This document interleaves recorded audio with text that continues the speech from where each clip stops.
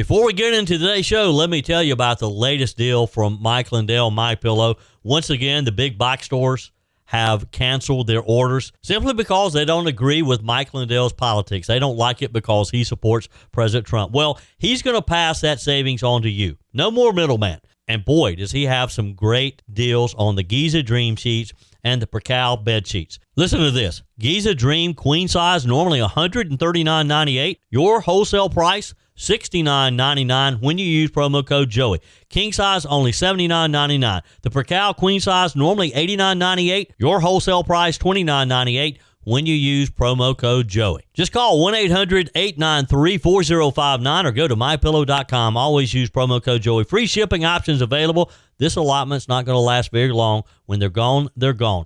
mypillow.com, promo code Joey. Thanks for joining me in the PhD Weight Loss and Nutrition Studios. To lose weight for the last time, visit myphdweightloss.com. Welcome into today's show. Wow, what a day we had yesterday. President Trump sealing the deal, first speaking before the Israeli Knesset, then traveling to Egypt where he was joined by world leaders to sign the most significant peace deal in modern times. We have the latest from yesterday's historic meetings around the world. During his speech yesterday, Pakistan's prime minister says he will nominate President Trump again for the Nobel Peace Prize. And former President Joe Biden reacted to President Donald Trump's historic Israeli-Hamas peace deal yesterday. And he didn't exactly congratulate the president. This poor man still believes his administration was on the verge of accomplishing the same deal. Wow, we have that for you, too. Airports in Portland, Oregon, Seattle, Washington, and 3 in New York, Niagara Falls International, Buffalo, Niagara, and Westchester County Airport have all refused to air a PSA by Department of Homeland Security Secretary Kristi Noem explaining why the government is shut down. The officials in these blue state airports say that Noem's message violates their nonpartisan policies. And a new Family Research Council study reveals troubling decline in biblical convictions among U.S. churchgoers. A lot to cover today. Let's get started. I told you we'd be back. And ye shall know the truth, and the truth shall make you free. It's Joey Hudson. I wanted to name it the Joey Hudson bill, but, they don't allow you to put names on bills. But I wanted to call it the Joey Hudson bill because I know that one's been near and dear to you for a number of years. That's how it's done. Let your voice be heard. And the truth shall set you free. Here's Joey Hudson. In his opening remarks to the Israeli Knesset, President Trump spoke of the new peace in the Middle East and the blessing of having the hostages returned to their families. We gather on a day of profound joy, of soaring hope. After 2 harrowing years in darkness and captivity, 20 courageous hostages are returning to the glorious embrace of their families, and it is glorious. 28 more precious loved ones are coming home at last to rest in this sacred soil for all of time. After so many years of unceasing war and endless danger, today the skies are calm, the guns are silent, the sirens are still, and the sun rises on a holy land that is finally at peace, a land and a region that will live, God willing, in peace for all eternity. Wow, what a speech yesterday. And I watched both of them. I watched when he spoke to the Knesset. Then I watched as he spoke in Egypt. I mean, it was just truly an emotional day across Israel and around the world. 20 hostages, the last living captives held by Hamas, are finally home. After 738 days in captivity, they returned to their families, and the scenes are just unforgettable. Think about that for a minute. 738 days. These poor people have been held in dark, dank tunnels and just the worst scenarios. The Israel Defense Forces released videos on social media of a lot of the emotional reunions. One post simply said, "Watch the moment that Ethan Moore reunites with his parents." Another showed Ram Berlasky, Nimrod Cohen, and Ethan Horn being embraced as they returned to Israeli soil. They called it Operation Returning Home, and for many, that's exactly what it felt like, a long overdue homecoming after 2 unthinkable years. These hostages were released as part of a broader ceasefire plan, of course, brokered by the president, which appears to have brought an end, at least for now, to the long standoff. And our prayer now is that it holds, that all the parties involved will uphold their part of the agreement. The IDF shared updates in real time on the return of the hostages, the names, the helicopter airlifts, the medical assessments, and most importantly, the moment that these survivors were back on Israeli soil and reunited with their loved ones. The group Bring Them Home Now posted a heartfelt note from Rivka Bolbot saying, "The man who is home to me has finally come back home. Our Reem already turned 5, and today he'll finally celebrate with his father." And others said, told their stories. Tal Kuprinstein stood tall, holding the Israeli flag, keeping a promise to his son Bar. Omri Miran arrived at Ishali Hospital and waved to his daughter Ronnie, who had waited 2 long years, wearing a shirt she had made for her dad. These are just some of the moments in these Jewish communities. Peace advocates everywhere had prayed for this return. As BBC's Jonathan Joseph put it, this is a huge moment for peace in the Middle East. Hopefully now the suffering across Gaza and Israel can end and peace can endure. I do hope that the suffering can end. There's still a lot yet to be done. One of the highlights yesterday to me, though, was when President Trump called on Pakistan's Prime Minister, Shehbaz Sharif, and the Prime Minister in his speech says he's nominating President Trump once again for the Nobel Peace Prize. I would say that Pakistan had nominated President Donald Trump for Nobel Peace Prize for his outstanding, extraordinary contributions to first stop war between India and Pakistan and then achieve ceasefire along with his very wonderful team.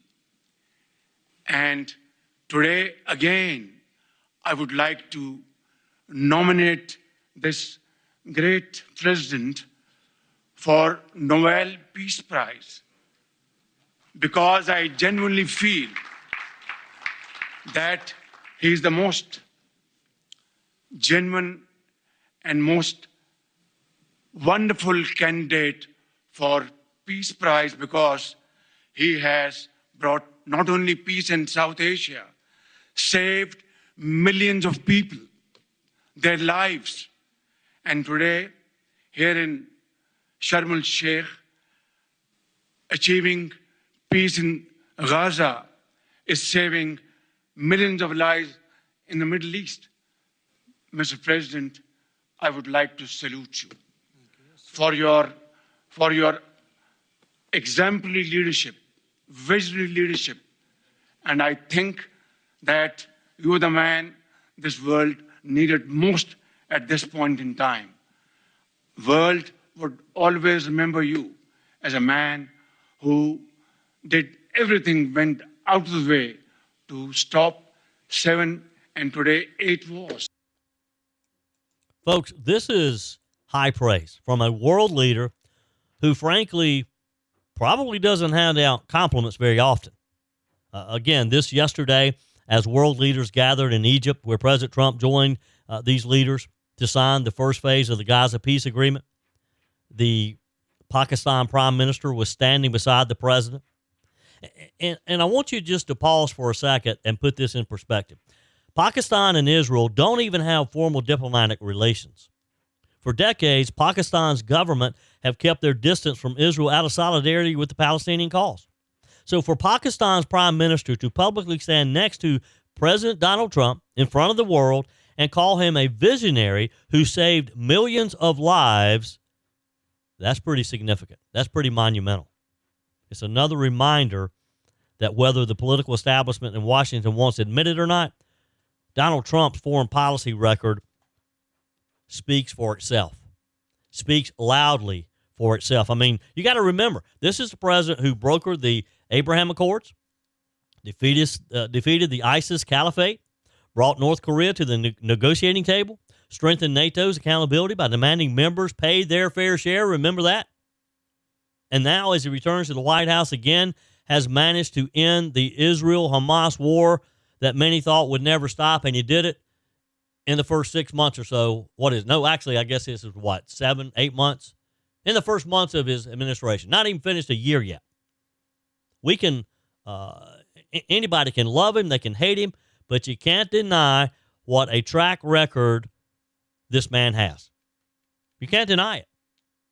And that's exactly what the Prime Minister of Pakistan said in his speech. He looked at Trump and he said, Mr. President, I would like to salute you for your exemplary, visionary leadership. I think you're the man this world needs most at this point in time. Folks, we witnessed history yesterday. Again, our prayer now is that this peace holds and everyone upholds their end of the bargain. Let's be honest, those summer vacations and backyard barbecues added some extra pounds, right? But instead of feeling guilty or falling further behind, it's time to reset, drop the weight, and get back in control. The solution isn't a shot. Real lasting weight loss starts with your mind, not your mouth. At PhD Weight Loss, Dr. Ashley Lucas and her team help you uncover the real reasons behind your weight gain so that you can reprogram the way you think about food forever. PhD clients lose up to a third of their body weight without ever taking a drug. I know because I lost 33 pounds with PhD Weight Loss. Through real food, behavioral coaching, and proven science, your body can become a natural fat-burning machine. Why risk spending thousands on shots that strip away muscle, come with dangerous side effects, and leave most people regaining 60% of the weight within a year? With PhD, you'll activate your body's natural appetite control, burn fat safely, and stay in control. Even if you're already on Ozempic, PhD can help you transition off while still losing weight. Take the first step today. Call 864-644-1900 or visit myphdweightloss.com. Over the past few weeks, with the assassination first of Charlie Kirk, now the release of the hostages, we've had a lot of people talking about prayer, talking about their faith. And on the surface, I feel like there's a renewed sense of people wanting to get closer to God. Do you feel that as well? We certainly have seen many over the past few days acknowledge that none of this in Israel would have happened had it not been due to the hand of God being involved. There's so many levels to that. Had God not spared Donald Trump's life in Butler, Pennsylvania, maybe this would not have happened.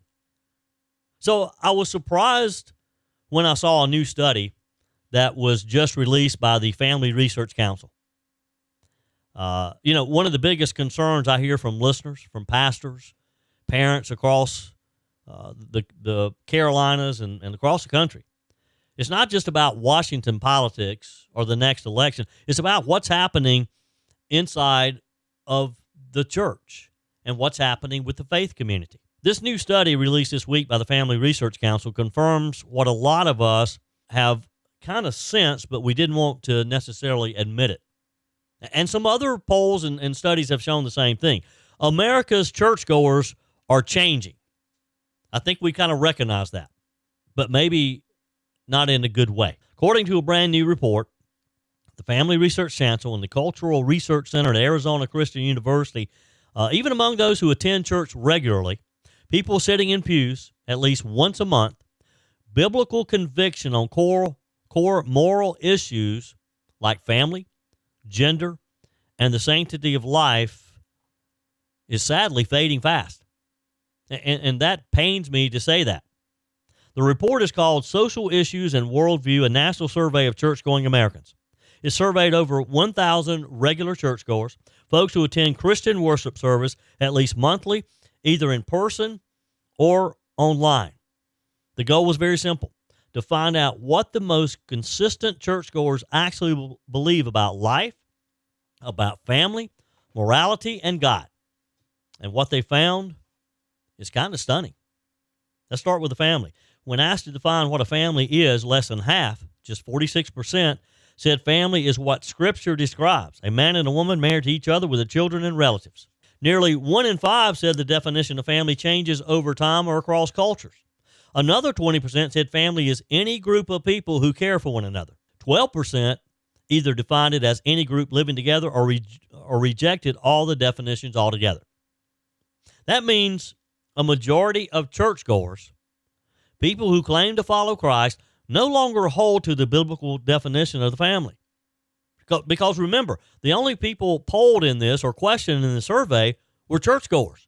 I might understand this if it was of the general population, but of churchgoers not necessarily agreeing on just the simple idea of what family is. Now, this erosion is especially striking among younger generations. That probably shouldn't be a surprise, but I was a little surprised. Generation Z churchgoers, Gen Z, those between ages 18 and 22, only 34% agreed with the biblical definition of family. 34%. Just 44% said it's important for society to support traditional family structure. And less than half, 49%, said marriage is only between one man and one woman, which 49%, it should be 99.9%. That's the future of the church right there, folks. And it's concerning a bit. Even when it comes to gender, where you'd expect clear conviction, only 60% of Gen Z churchgoers affirm that there are two genders, compared to more than 80% among the older generations. So what that kind of tells you is the liberal woke doctrination of our education system is working. It doesn't stop there, though. The report found a dramatic shift on abortion, perhaps the most alarming of all. In 2023, just 2 years ago, nearly two-thirds of churchgoers, 63%, identified as pro-life. Today, that number has dropped to a staggering 43%, 20 percentage points in just a few years there, just 2 years. Meanwhile, the share of those calling themselves, quote, pro-choice has jumped from 22% to 35%. Again, folks, these are churchgoers. These are people who call themselves Christians. That's a 20-point swing in just 2 years inside of the church. Among evangelicals, the drop in pro-life identification was a whopping 33 points. Among adults under 50, it fell 26 points. If you ever wondered how far cultural confusion has seeped into the pews, well, this study seems to answer that for you. David Clausen, who directs the Center for Biblical Worldview at the Family Research Council, called the findings deeply discouraging. He said, for decades, Christians have led the way in defending the dignity of unborn life, but these findings reveal just how much cultural confusion has seeped into the church. He put it plainly, when the people of God lose moral clarity on an issue as fundamental as the sanctity of life, it signals a serious discipleship crisis, and he's right, isn't he, folks? This isn't just about politics anymore. It's not even primarily about public policy. This is a discipleship problem within the church itself. The study showed that most churches rarely even talk about abortion. Only 53% of churchgoers said their church preaches or teaches about abortion at least once a year. A full 1/4 of Protestants, or 16% of Catholics, said their church never addresses the issue of abortion. Among mainline Protestants, nearly 4 in 10 said the subject is never discussed at all. Talk to your pastor. If you're not hearing your pastor talk about abortion, talk to him. Find out why. And enthusiasm for biblical teaching on the issue of abortion is fading as well. Only 28% said they want their church to provide more education about what the Bible says on abortion. That's down from 41% just 2 years ago.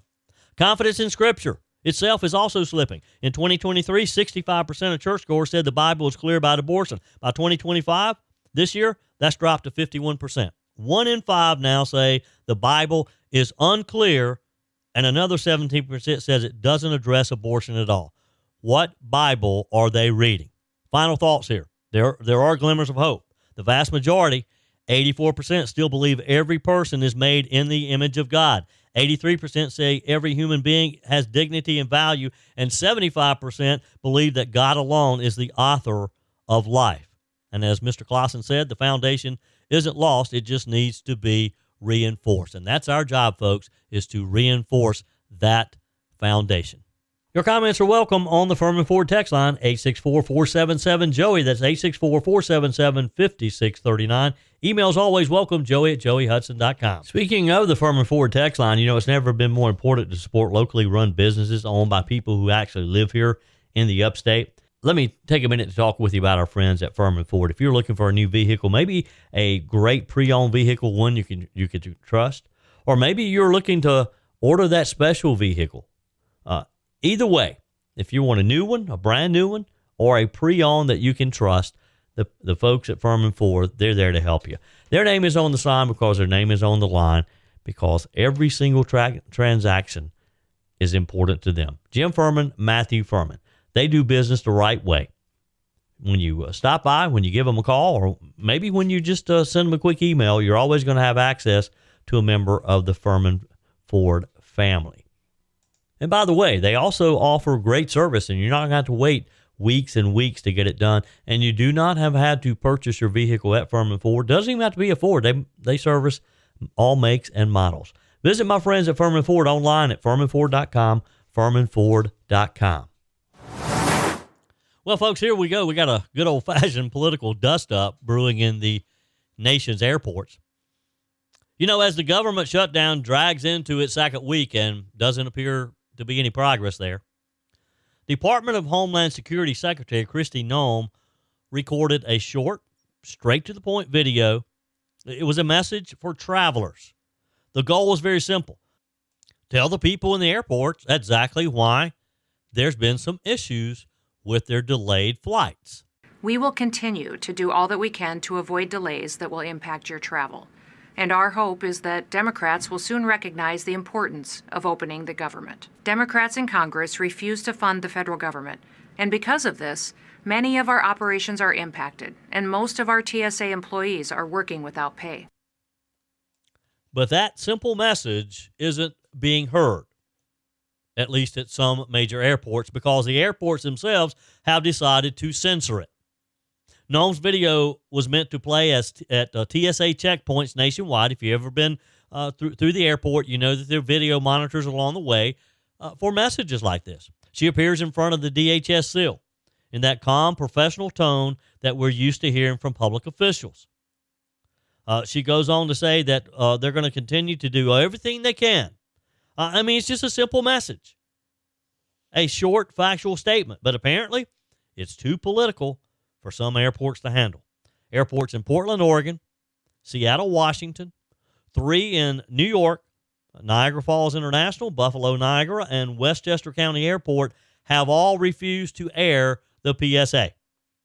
Officials in these blue state airports say that Ms. Noem's message violates their nonpartisan policies. Wow. A Port of Seattle spokesperson said the airport won't play it because of its political nature of the content. They told the Seattle Times, quote, "We continue to urge bipartisan efforts to end the government shutdown and are working to find ways to support federal employees working without pay." Meanwhile, officials at Portland International Airport went even further. They claimed that airing the PSA could violate the Hatch Act, which prohibits federal employees from engaging in political activity while performing official duties. She is a secretary. She's a U.S. secretary in the Trump administration cabinet. A Portland official told a local ABC station, "We didn't consent to playing it as we believe the Hatch Act clearly prohibits using public assets for political purposes and messaging." Yeah, Portland officials are suddenly wanting to play by the rules. They also cited an Oregon law barring public employees from promoting or opposing any political party or affiliation and said playing the video would violate that law. Look, the truth is the truth. Sometimes it hurts. The Democrats are the reason our government is still shut down. It's just that simple. The Oregon officials are really stretching it because last time I checked, explaining the cause of a government shutdown isn't campaigning for office. Over in Westchester County, New York, County Executive Ken Jenkins, who's a Democrat, by the way, called Noem's message inappropriate, unacceptable, and inconsistent with the values we expect from our nation's top public officials. He said the PSA politicizes the impacts of the shutdown and described its tone as unnecessarily alarmist. His statement went on to say, "At a time when we should be focused on ensuring stability and collaboration, this type of messaging only distracts from the real issues and undermines public trust." Really? I'd say refusing to play an informational video from the Homeland Secretary during a shutdown is what undermines public trust. Let Donald Trump get a hold of this. You may lose your federal funding. Let's go over to Niagara Frontier Transportation Authority, which oversees the Niagara and Buffalo airports, said their decision wasn't personal, it was just policy. They told a local NBC affiliate in their area, We have a long-standing policy banning partisan messaging in our facilities. Therefore, we're not airing this video on airport-controlled screens. Meanwhile, a DHS spokesperson confirmed to the New York Post that Ms. Noem's message is playing at airports around the country and that the department hopes Democrats will soon recognize the importance of opening the government. So let's take a step back here and look at what's really happening.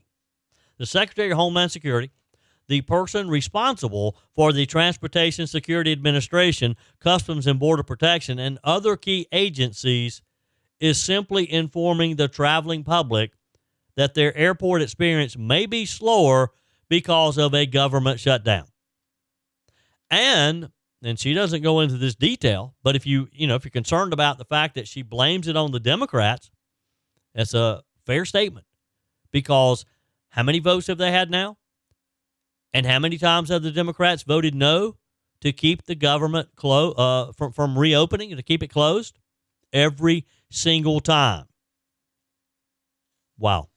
But because she has the audacity to state the truth, to call out the Democrats, that the Democrats in Congress have refused to pass a funding bill, the message is now political and being silenced.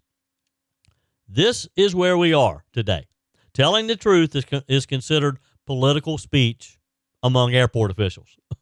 And let's not forget this. Let's not forget how we got here. Again, it shut down starting on October the 1st after Senate Democrats rejected a clean continuing resolution, a short-term bill that would have kept the government open through November 21st. Chucky Schumer told his Democrat colleagues, do not vote for this. Every single Senate Republican voted for it, along with a few moderate Democrats, like John Fetterman from Pennsylvania. But the majority of Democrats kept it from passing. Now TSA agents, Border Patrol officers, countless federal workers are on the job without getting a paycheck. That's not Kristi Noem's fault. That's not the TSA's fault. It's not the White House's fault. It's Congress. And specifically, it's the Democrat members of the U.S. Senate. What's interesting is that the same airports crying partisanship didn't seem to have a problem airing government PSAs in the past, including messages from Biden-era officials that routinely blame climate change, disinformation, or extremism on conservatives. That was okay, though. That was all right. We can air that. Apparently, those weren't political. This is the double standard that Americans are just simply tired of. It's not just about airports. It's about the broader effort to suppress speech that doesn't fit the liberal woke narrative. If Secretary Noem had said, we're all in this together, call your Republican congressman, I'd understand the objection. Except we wouldn't have this conversation. Because if she'd said, simply call your Republican congressman, they probably would have aired that. They wouldn't have seen the partisanship in that. But she didn't say that. She simply told the public who's responsible for the shutdown. This is also part of a bigger picture. Noem, since joining President Trump's cabinet earlier this year, has become a lightning rod for the left, especially after her tough stance on immigration and her role overseeing border security. The left hate her. She's unapologetically conservative, direct, and doesn't tiptoe around political correctness. They probably hate her second to Donald Trump. For this reason, she's targeted every time she opens her mouth. But here's the irony. She's standing up for TSA workers who are Democrats, but also Republicans. They're independents. They're just Americans. They go to work every day. It's their job because they want a paycheck. She's trying to explain why they're working without pay and calling for the government to reopen, and somehow that's considered inappropriate. I guess we don't want these TSA agents to know why they're not getting paid or whose fault it is. So let me ask you this. If an airport can censor a Homeland Security Secretary's official message because it doesn't like her political tone, where does this end? What other things can they not allow? Do we now have Democrat airports and Republican airports? Will every government PSA be filtered through a partisan lens? At what point do Americans get to hear unfiltered truth from their government officials? You tell me. Folks, this shutdown is now dragging we're in 2 weeks now, aren't we? Millions of Americans are being affected, and more are being affected every day. From border agents to park rangers to TSA screeners. And instead of letting travelers hear directly from the official in charge, these airport bureaucrats, again, who many of them, lots of their salaries or a large portion of their salaries being paid by federal tax dollars, they're deciding what you can and you can't hear. You think about this, and you go back and you listen to what she's actually saying, and you think, this just can't be true. What's the big deal here? Why are they upset with the truth? I hope every single one of them are called out. And I got a feeling they probably will be. Again, airports operate primarily with federal dollars. They want their budgets cut. I'll bet you Donald Trump will accommodate them on that one. Many times in the past, I've talked about South Carolina's death row. Over the past few years, since the South Carolina legislature offered the firing squad as another alternative to the death sentence, there's just really been some interesting developments with how we do this.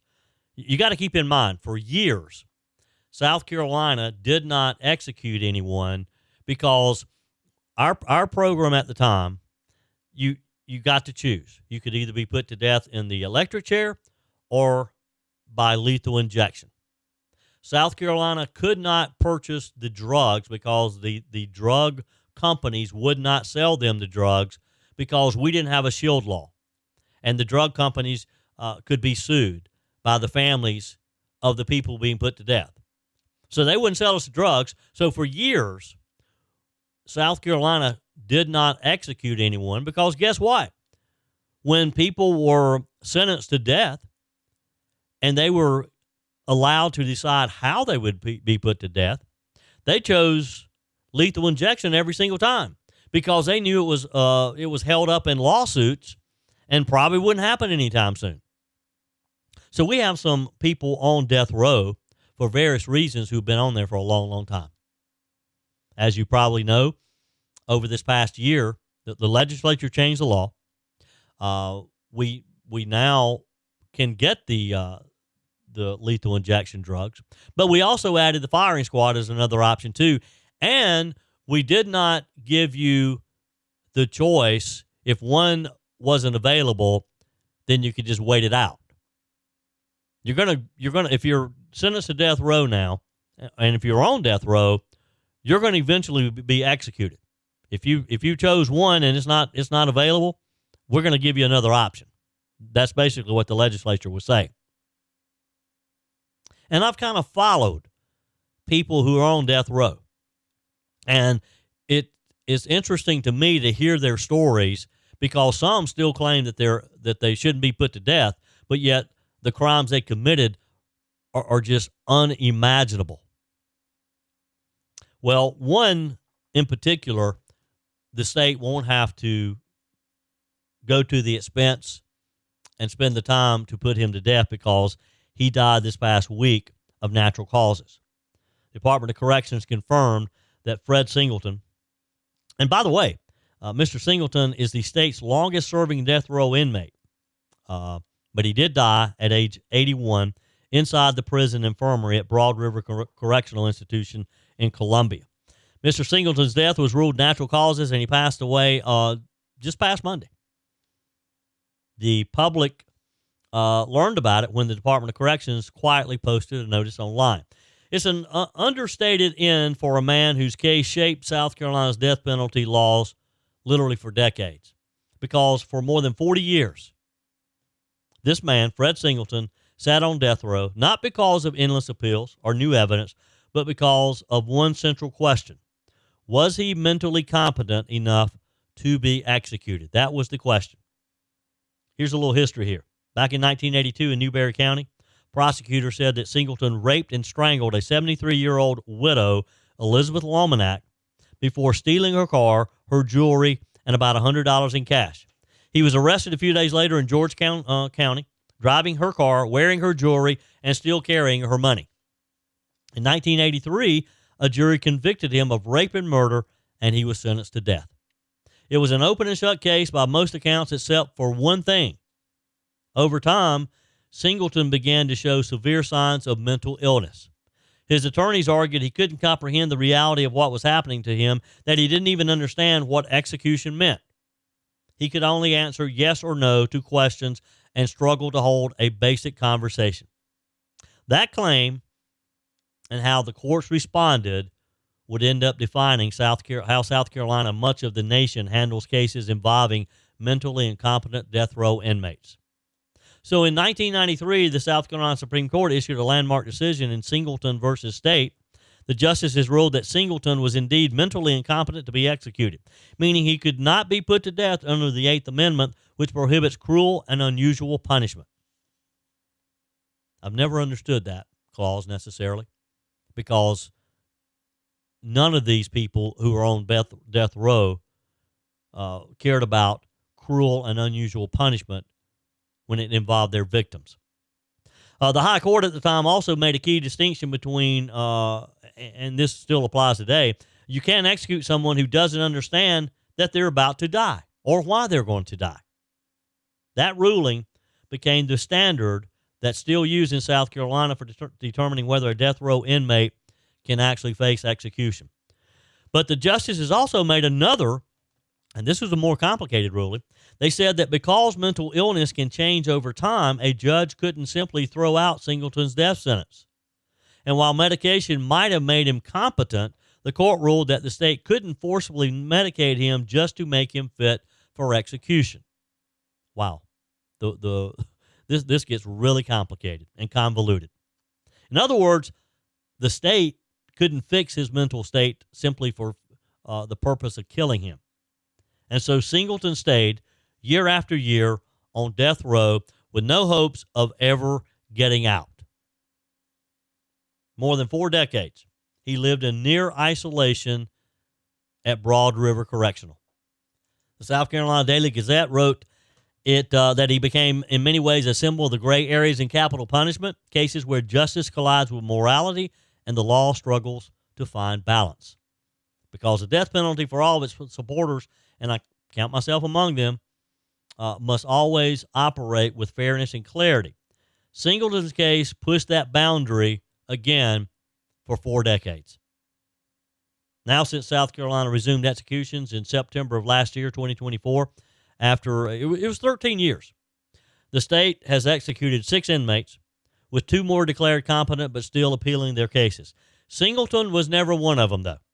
He remained the oldest, longest-serving inmate on death row, one of 25 men awaiting execution when he died last week. His death leaves behind another case with a similar cloud. Jamie Wilson, the next longest-serving inmate on death row. You might remember that name. Jamie Wilson was convicted in 1989 of killing 2 8-year-old girls during a school shooting in Greenwood, South Carolina.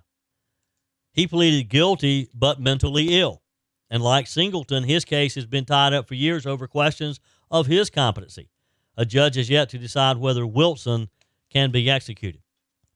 Now, for the families, especially the family of Elizabeth Lomanak, the widow he brutally murdered, Singleton that is, the story brings mixed emotions. Justice in the earthly sense, I guess, was never fully carried out. The man convicted of her murder never faced a sentence that the jury handed down. But perhaps after 42 years, there's at least a sense of closure that this long, complex story has finally come to an end. This case also underscores the difficult work that the state's Department of Corrections faces every single day. Even with the resumption of executions, the state continues to walk a legal tightrope, balancing constitutional protections, mental health evaluations, and victims' rights. And as these cases move forward, and as the courts revisit the fate of other inmates like Jamie Wilson, Singleton's story will continue to serve as a precedent and a cautionary tale, and the defense attorneys will latch onto it every single time for their clients. And hey, you can't blame them. That's their job. That's what they're there for. But 4 decades? Fred Singleton entered death row when Ronald Reagan was president. Think about that. He left it by natural causes this week, more than 4 decades later, during a Donald Trump presidency. That's a lifetime spent in the narrow space between justice and mercy, sanity and madness, punishment and delay. And according to his attorneys and officials, he never really knew where he was and why he was there. That's it for today's edition of Just the Truth. Thanks for joining me in the PhD Weight Loss Studios. To lose weight for the last time, visit myphdweightloss.com. If you haven't joined my mailing list yet, visit my website, joeyhudson.com. Click on the Connect with Joey button so that you can receive our emails and the most up-to-date news. Also, join me on my YouTube channel. Be sure and like, comment, and subscribe. Just search for Joey Hudson. As always, thanks for spending a few minutes of your day with me. Do me a favor and forward this episode to a few friends. Just click on the share button and send to your contacts. We need to build an army of conservatives to win our country back, and we can do that by continuing to share the truth with our friends and family. Keep those comments coming via the Firmin Ford text line 864-477-JOEY. Email to joey@joeyhudson.com, and I love your messages on the MyPillow message line. Again, that's 864-477-JOEY, 864-477-5639. Be sure and take advantage of the MyPillow special, just $14.88 on the standard MyPillows when you use promo code Joey. Order online at mypillow.com or call 800-893-4053. We're back again tomorrow and hope you'll plan to join us. Until then, remember, God's got this. He's still in control.